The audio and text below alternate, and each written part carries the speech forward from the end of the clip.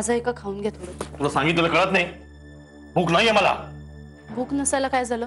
बहीण दुरावली माझी माझ्यापासून. तिला भरवल्याशिवाय कधीही पाण्याचा घोट घेतला नाही मी. तुला नाही का कळणार या गोष्टी?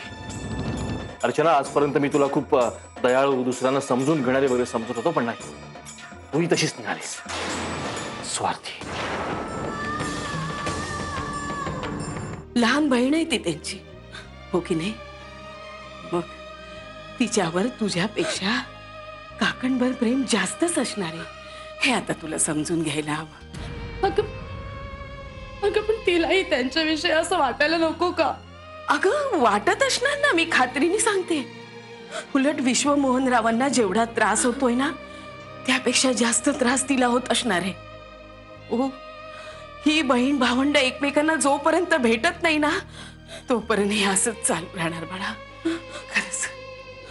आई, अरे मायाताई, सकाळी सकाळी कुठे निघाला? मी देवळात. तुला काय वाटलं मी कुठे चालली? मला काय वाटणार, माझाही नमस्कार सांगा. निघू मी? या.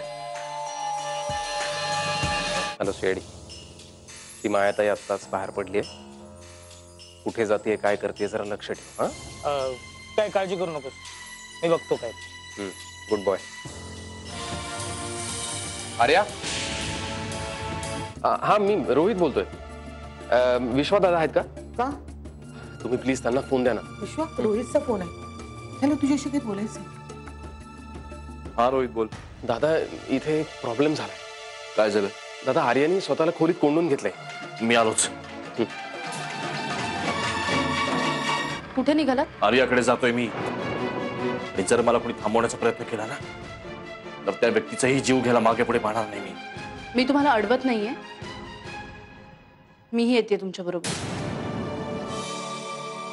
मी सुद्धा येते तुमच्या बरोबर. या खोलीला आतून एखादी खिडकी वगैरे आहे का?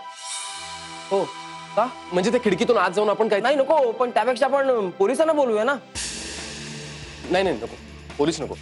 मी विश्वादादांना फोन केलाय, इथे बोलवलं त्यांनी. अरे या रोहित, काय झालं? किती वेळ झाला, अरे दारच नाही उघडत आहे. मग वाट कसली बघताय तुम्ही? दरवाजा तोडा ना.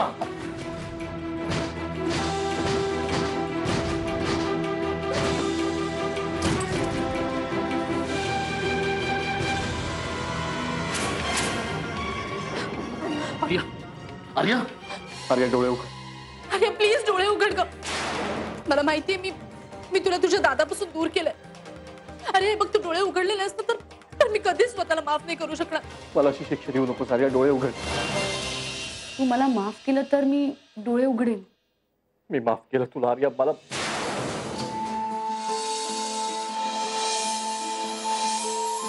आर्या, म्हणजे तुला काहीच झालं नव्हतं? माझ्या मनाची खूप घुसमट होत होती. मग काल रात्री मी ठरवलं आत्महत्या करायची.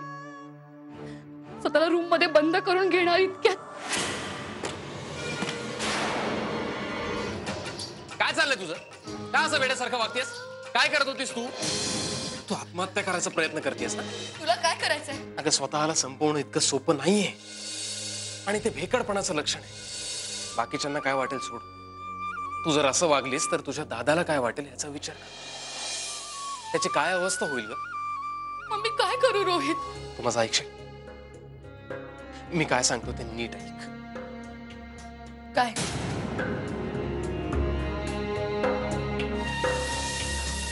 मी दोघांनी मिळून मला फसवण्याचा प्लॅन केला.